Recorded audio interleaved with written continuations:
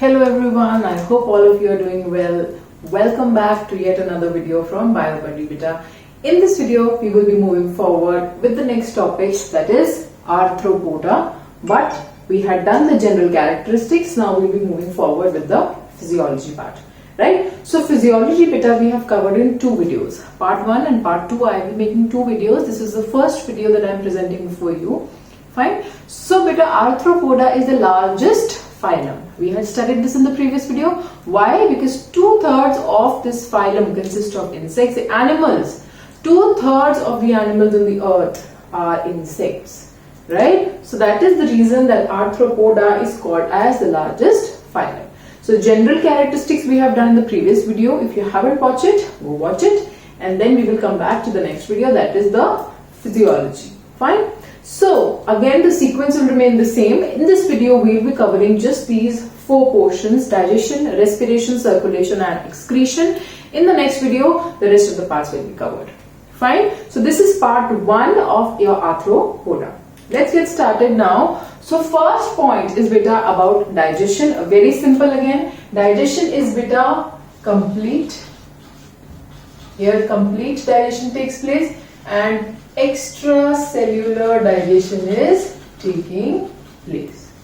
Extracellular digestion is taking place here. Fine. Next part is beta respiration. Now in human beings we respire through lungs, right? But here for the first time the respiratory organs were seen and the respiratory system was seen here. Okay, so put a star here and note down that for the first time the respiration or the respiratory system was seen in Arthropoda. For the first time it was seen here. It was seen in Arthropoda. I hope it's clear. Fine. For the first time, for the very first time, in arthropodans we could have seen what? The respiratory system. Now, what are the different organs for their respiration beta? So now in human beings we respire through lungs, right? But Arthropoda is such a big phylum that they have different variety of insects. Okay, so different insects will have different types of organs for respiration, right? So how many organs are there beta? I'll be telling you total 4 organs of respiration here. Okay, so the first one will be gills, second book gills, very simple, then book lungs, and the last one is tracheal system. Is the tracheal system. So gills we have been studying from I think class 5, right? What is gills? What are gills? Gills are beta the structures present on the sides of these aquatic animals and they help them in breathing. What do they do? When the fishes, when they open their mouth, they take in the entire water, right? And when the water goes inside, through the gills, what will happen? The gills will trap all the oxygen from the water and the slits are there, right? Gills are just like this. There are slits. So through these gills, oxygen will be trapped inside. Here, H2O will come inside the entire gill. But here what will happen? Oxygen will be absorbed and what will go outside? The hydrogen part. Fine. So oxygen is just trapped inside the gills and rest of the water is eliminated out. Right. So this happens when gills are present. Okay. So here beta gills are, or you can say gills can be seen, or gills are present in prawns. Okay. I'm writing the example side by side. This is the example. Okay. So gills are seen in prawns. Then comes book gills. Okay, so book gills are seen in beta king crab. Now king crab is also called as what? What is it called as?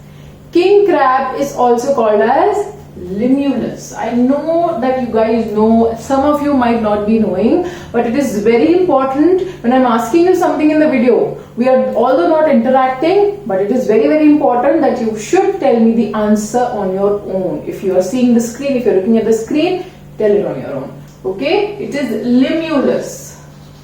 Okay, so book gills beta are called as book gills. Why? Because beta they seem to be like an open book. They seem to be like an open book, and there are slits present in these open books which are known as lamellae.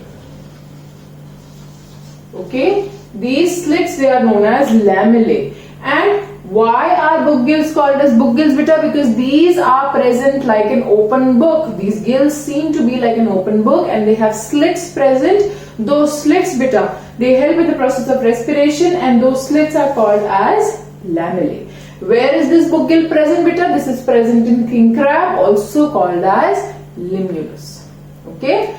In the previous video I had asked you a question. That question was that why is king crab known as a living fossil? Right? I hope you guys remember. Why is king crab called as a living fossil? Because beta, from the time when the king crab was seen till the time now, it has shown no evolution. Okay, it has shown no evolution. It remains the same like it was thousands and thousands of years ago. Now also it is the same. Okay, so that is the reason it is known as a living fossil. Right? Fossil is what? The dead remains of plants and animals. And living means it is properly living, it is surviving, it is breathing, it is performing all the functions. Okay, so limulus or king crab, also called as the living fossil. Why? Because it hasn't changed. It has no evolution has taken place in king crab from the day it was seen till the date now. Got it? Now book lungs beta, they are seen in scorpions, spiders. Okay, scorpions or spiders. Then tracheal system. Tracheal system is very, very important system in this respiration. Why is tracheal system is important beta? Tracheal system first of all is given in the NCERT. Mark it that it is very important because it is given in the NCERT. Anything given in the NCERT is very, very important. Right? For knee point of view. Fine. Now tracheal system is what? In your body, if you understand, हमारे lungs में trachea होता है. ये बहुत बार पढ़ा हुआ है tracheal system. 8th class में 9th class में भी पढ़ा हुआ है आपने.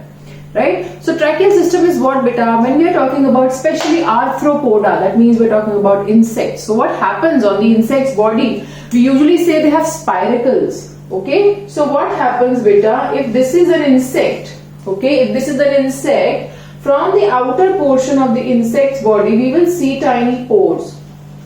We will see tiny pores. So these pores help them in breathing. But what are these pores called as? These pores are called as the spiracles. Okay, the spiracles. Now, spiracles से क्या होता है बेटा? These openings from the outside, they seem like a small opening, but when we see them from the inside, they are these tubular structures. Okay, these are these tubular structures. So what are these tubes? These tubes are known as trachea. Okay, here these tubes are known as trachea.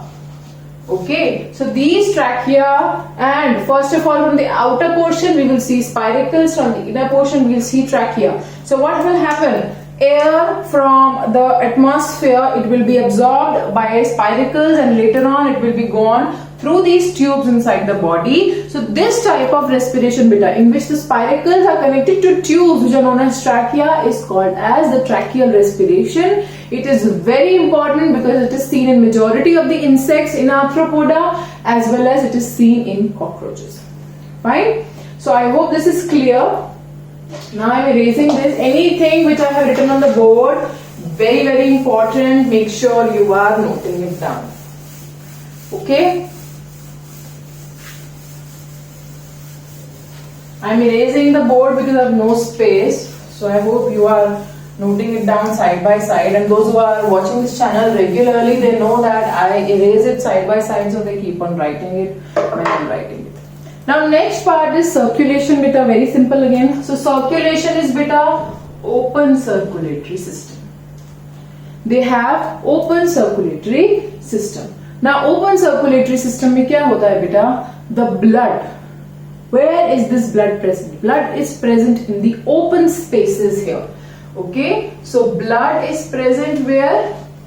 Blood is present in the open spaces. Blood is present in the open spaces. These open spaces, they are called as the hemocoel. These open spaces, beta, they are known as hemocoel. Fine. But here, beta, the blood is what in color? The blood is having red color, blue color, orange color. What is the color? Here, the blood is having no color. It is transparent. Or you can also say it's white in color. Why? Because of the absence of hemoglobin. Because of the absence of hemoglobin. If hemoglobin is only not present in the blood, blood is called as the hemolymph. It is known as hemolymph. Okay, what is hemolymph? If beta in the blood pigment is only absent, that means hemoglobin is absent, so no color will be given to the blood, right? So if no color is given to the blood, it is known as hemolymph. So hemolymph is present where? In the hemocoel. Open spaces which are having blood are known as hemocoel. Fine. Now one important point which will be coming up here is that, beta, if blood is not having hemoglobin, then that means this blood is playing no role in the process of respiration. Okay. Now I am writing it here. If no hemoglobin in blood, then blood plays no important role. Blood plays no role in process of respiration. In process of respiration. Fine. And I hope this is clear, beta. Fine. So open circulatory system is present. Blood is present in the open spaces called as the hemocoel. Fine. Blood is not having the pigment hemoglobin. That is the reason it is transparent in color. That is the reason it is known as hemolymph. And last, that the blood is playing no role in the process of respiration because hemoglobin is only absent. Hemoglobin is totally absent, not present here. Fine. So I am erasing this and coming to the next part. That is the last part of this video, which is beta what? Excretion. So excretion takes place again through different organs. Okay, so excretion is taking place beta through Malpighian tubules, through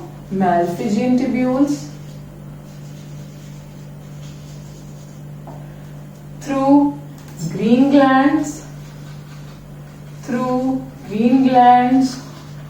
or antennary glands, and the last one is beta coxal glands. Please note it down side by side. Fine. So Malpighian tubules are very, very important because it is present in majority of insects. Majority of insects have Malpighian tubules. It is present in cockroaches.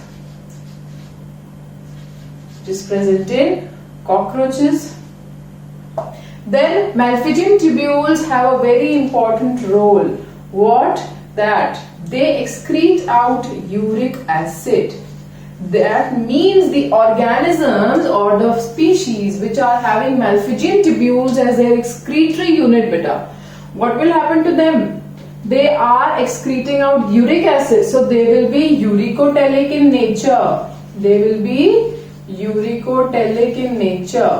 Fine. Now beta, these Malpighian tubules, they are present in cockroaches, right? And majority of the insects, they are secreting out uric acid, so they are uricotelic in nature. Fine. Now beta, Malpighian tubules are green in color and they are in number of 100 to 150. They are lying together in between the hindgut and the midgut of your cockroaches. This is given in the NCERT. It is lying between the hindgut and the midgut. Okay. Then next bit are green glands or the antennary glands. Green glands or antennary glands, they also play a very important role. What is their role, beta? They are seen in crustaceans. They are seen in crustaceans. They are seen in crustaceans, example prawns. And they are, beta, secreting out which excretory product? Ammonia. Ammonia. That is why they are ammonotelic in nature. They are ammonotelic in nature. Fine. And last one is the coxal glands. They are present in, beta, scorpions, spiders.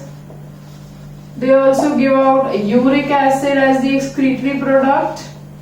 And they are uricotelic in nature. They are also uricotelic in nature. So I have written all the points, beta. You can note down these points. You can note down each and everything which is given on the board. Fine. So very important is here Malpighian tubules and green glands, antennary glands, right? And beta, the last important point here is that what is the function of these Malpighian tubules, beta? So these Malpighian tubules, they perform two functions. First one is obviously excretion, and the second one is, beta, osmoregulation. Osmoregulation. Right? Osmoregulation is what? Very simple term. Entry and exit of water. Entry, exit of water. Fine. So I hope all this is clear, beta. These 4 points we have covered in this video, and the rest of the points we'll be covering in part 2. This is part 1 of your Arthropoda physiology. Fine. All the 4 points, they were in much detail. That is why I have made 2 videos for this. Fine. Any problem, any doubts, you can always discuss, put down in the comment section. I always say that to you. Beta, please click the bell icon if you haven't yet, so that you get a notification as soon as I upload the part 2 or any video on my channel. Right? I hope you guys are liking my videos. Always share your videos with your friends, beta. These videos have to be shared as much as possible, right? So they can help anyone in need. So I'll stay tuned, beta, and I'll see you guys in the next video. And do not forget to subscribe to my channel, like as much as possible, share as much as possible with your friends and family. Right? So I'll see you guys in the next video. Till then, take care.